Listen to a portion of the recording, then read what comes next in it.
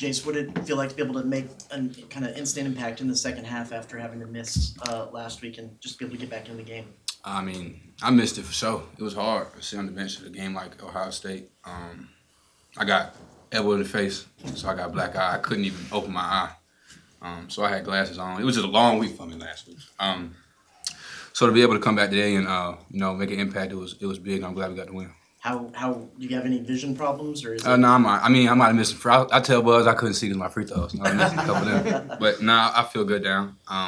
It was bad though. That's why I had the glasses on. I couldn't even open my face. But I can see now. I'm straight. And from your perspective, what was the difference between the two halves? I think just we came out really flat. We didn't we wasn't sticking to our foundation and what got us to that point. And we had to mature as grown men and learn how to be mature in the second half, and we knew it was at stake, and we were able to come out and be successful. Henry, what was the message in the halftime from Coach or maybe you guys yourself? It wasn't too much talking. I think everybody, from the staff to the players to people who were playing to even the guys who weren't in, everybody knew that wasn't Texas A&M basketball. Not a lot was said. We knew we had to come out in the second half and play Texas A&M basketball, and that's what we did, and I'm proud we got the win. Henry, how much thought was there about when you guys were down 16, just like what a loss like this could do to you guys resume-wise? I know it's early in the season, but was that at all on the mind today? And how do you feel like you guys just responded to that? I don't think so. I think everybody on this team has a story. Everybody's been through adversity of some sort, whether it's a coach, whether it's a player.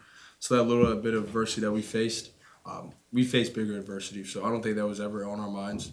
We knew we were going to have to win that game no matter what. We just had to come out and play Texas A&M basketball, rebound the ball well, defend at a high level, get on the floor, and that's what we did in the second half. And credit to all the guys who came in and did that. I thought, Jace's impact when he came in, I thought Zurich played really well. I thought Andy and Solo were unbelievable with the energy that they brought in the second half, and I think collectively we just played a better half. Jace, first 14 minutes or so in the second half, they only had 5 points. Mm-hmm. Was there anything you guys were doing defensively, any changes at all that led them to struggle so much offensively? I mean, I think back to what Henry said, we knew it was at stake. We were mature in what we were going about.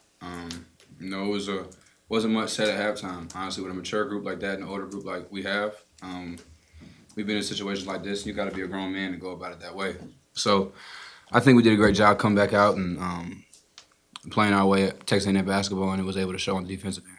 What do you think it says about your team that you guys didn't let it spiral and were able to actually come back and get what was a 17-point win? Yeah, I think it just shows our maturity. Like Henry said, we all have stories of what got us here. We've all faced adversity in some shape or form.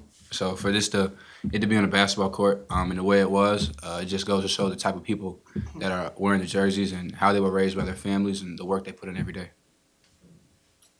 Henry, I know it was just 2 points, but with the 7 rebounds and 4 steals, I mean, how impactful is that even more so than the points on the board for what Jace was able to do? Yeah, tomorrow, Friday, when Coach talks about the game, we recap the game. We never talk about who scored the most points, who had the most rebounds. We talk about things like deflections, who was in the right spot on the defensive end, who was taking the charge. So we track stuff that, box scores sometimes don't track.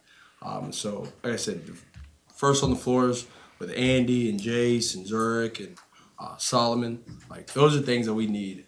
We know guys, Wade and Zurich can come out, score the basketball, but the other guys that can contribute and help us win, those are the guys that make huge impacts and allow us to have comebacks like tonight. You guys are going to Vegas next week. Do you feel like this was a little bit of a gut check going into a week like that where y'all are going to be playing some high-level teams?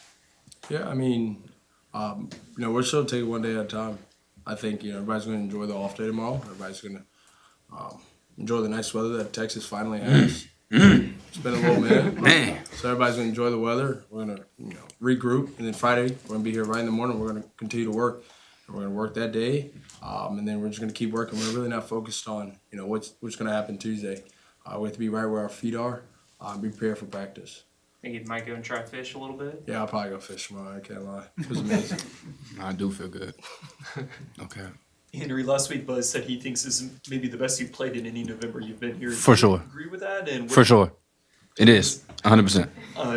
What do you think has really spurred that to have you playing at this level?